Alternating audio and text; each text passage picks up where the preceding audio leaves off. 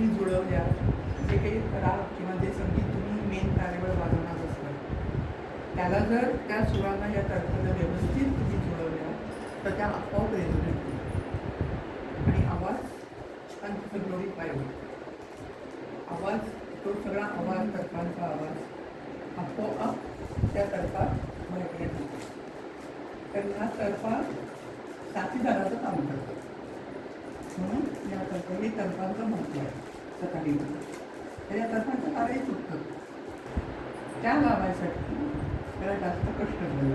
कारण हे पाहता बघा इथे हा तर्फांचा ब्रिज आहे छोटा, हा छोटा तर्फांचा ब्रिज, त्याचा हा ब्रिज मोठ्या तारांसाठी आहे, हा तर्फांच्या तारांसाठी. आणि तर्फा इथे लावतात सगळ्या तर्फा. वरच्या 7 तारांसाठी इथे फ्रुट्स आहे, तर्फांसाठी इथे एकच आहे, इथे सगळ्या तर्फा फिक्स होतात. तर या तर्फा इथे फिक्स होतात.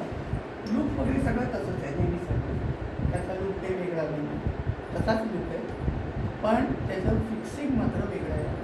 कारण ह्या ज्या खुंट्या आहेत त्या तर्फांच्या आहेत, या छोट्या खुंट्या, पण या खुंट्यांपर्यंत तार कशी जाणार, तर ही दांडी सगळी आपलं कोपर आहे.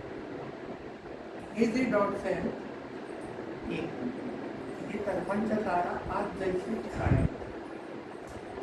तर त्या इथून आधी आपण तार इथून आत घालायची, नंतर या उकडी इकडनं ओढून काढायची. हे थोडंसं पेशन्सचं काम. इथून तार आत घालायची, या उकडी ओढून काढायची, या खुर्टीला फिक्स करायची आणि मग परत खुर्टी बसवायची आणि मग तार फिक्स होतो. ठीक आहे. ॲक्च्युली त्याचं प्रॅक्टिकल होतं, तुला खुशी